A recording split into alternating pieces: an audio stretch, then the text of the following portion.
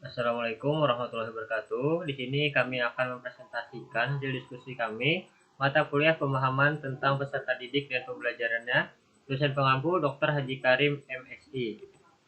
Disusun oleh kelompok 6. Pertama Dini Fitriani, saya sendiri Muhammad Bayani dan Ulfa Hudaya. Yang kami pilih di sini adalah peserta didik kelas 3 dan usianya sekitaran 9 tahun. Karakteristik anak, menurut perkembangan kognitif Piaget, di tahap ini berlangsung sekitar saat usia 7 hingga 11 tahun dan ditandai dengan perkembangan pemikiran yang terorganisir serta rasional. Piaget menganggap tahap konkret sebagai titik balik utama dalam perkembangan kognitif anak karena menandai awal pemikiran yang logis. Pada tahapan ini, si kecil atau anak cukup dewasa untuk menggunakan pemikiran atau pemikiran logisnya, tapi hanya bisa menerapkan logika pada objek fisik saja. Anak mulai menunjukkan kemampuan konservasi, jumlah, luas, volume, dan orientasi. Meskipun anak bisa memecahkan masalah dengan cara logis, mereka belum bisa berpikir secara abstrak atau hipotesis. Terima kasih.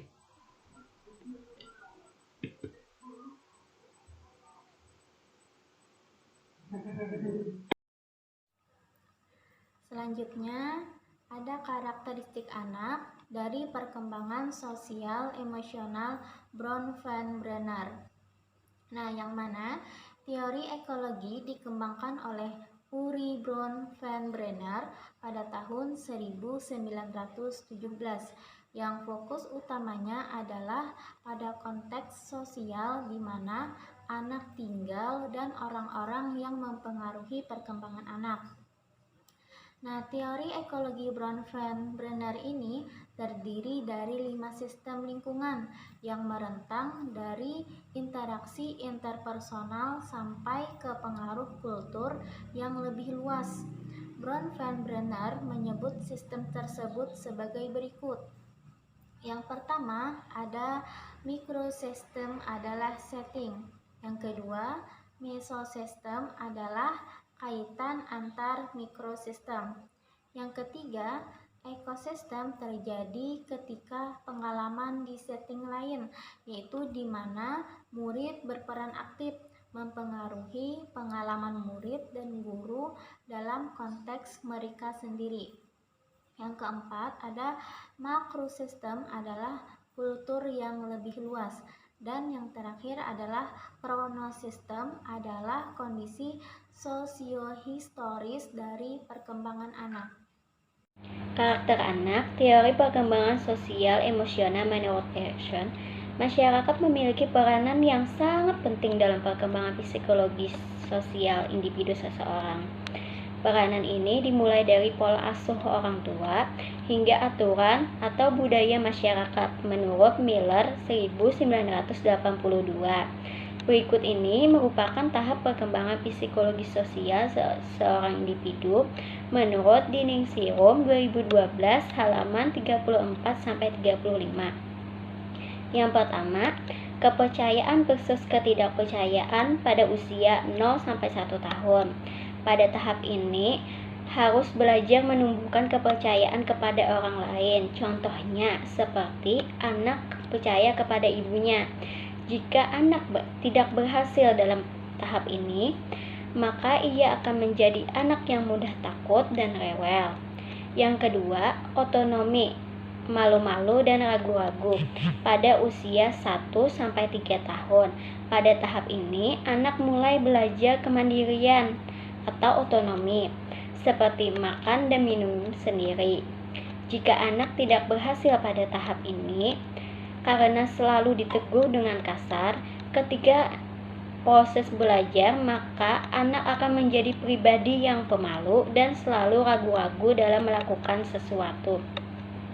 Yang ketiga, inisiatif versus rasa bersalah pada usia 3-6 tahun.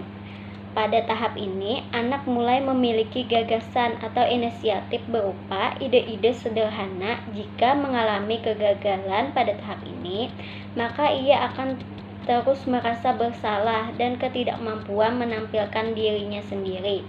Yang keempat, kerja keras versus rasa inferior. Usia 6-12 tahun. Pada tahap ini, anak mulai mampu bekerja keras untuk menyelesaikan tugas-tugasnya dengan baik. Jika pada tahap ini tidak berhasil, maka kedepannya anak akan menjadi pribadi yang rendah hati atau minder dan tidak mampu menjadi pemimpin. Yang kelima, identitas versus kebingungan identitas pada usia 12-19 tahun. Pada tahap ini, individu melakukan pencarian jati dirinya sendiri atau identitas. Jika tahap ini gagal, maka ia akan merasa tidak utuh. Yang keenam, keintiman versus isolasi pada usia 20-25 tahun. Pada tahap ini, individu mulai keintiman psikologis dengan orang lain. Jika pada tahap ini gagal, maka ia akan merasa kosong dan terisolasi. Yang ketujuh, generativitas atau stagnasi pada usia 26-64 tahun. Pada tahap ini, individu memiliki keinginan untuk menciptakan dan mendidik generasi selanjutnya. Jika ia tidak berhasil pada tahap ini, maka ia akan merasa bosan dan tidak berkembang. Yang kedelapan, integritas versus keputusan pada usia 65 tahun ke atas. Pada tahap ini, individu akan menelaah kembali apa saja yang sudah ia lakukan dan ia capai dalam hidupnya. Jika ia berhasil pada tahap ini, maka ia akan mencapai integritas atau penerimaan akan kekurangan dirinya, sejarah kehidupan, dan memiliki kebijakan. Sebaliknya, jika ia gagal, maka ia akan merasa menyesal atas apa yang telah terjadi pada hidupnya. Sekian penjelasan dari saya, akan dilanjutkan oleh teman saya. Baiklah, selanjutnya di sini ada tabel tentang karakteristik terkait anak pengalaman masa kecil Anda sendiri.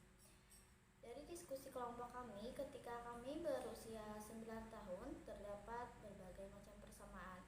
Yang pertama, bisa membaca, menulis, sudah mulai bisa bersosial dengan teman sebaya dan juga mulai mandiri. Sudah mulai terlihat di dalam diri ketika anak berusia umur 9-10 tahun. Dianggap sebagai salah satu tahapan yang krusial. Selanjutnya, cara anak bisa mengembangkan fungsi kognitifnya serta sosio-emosionalnya. Yaitu yang pertama, ajak anak membaca buku. Yang kedua, bermain atau mendengarkan musik bersama.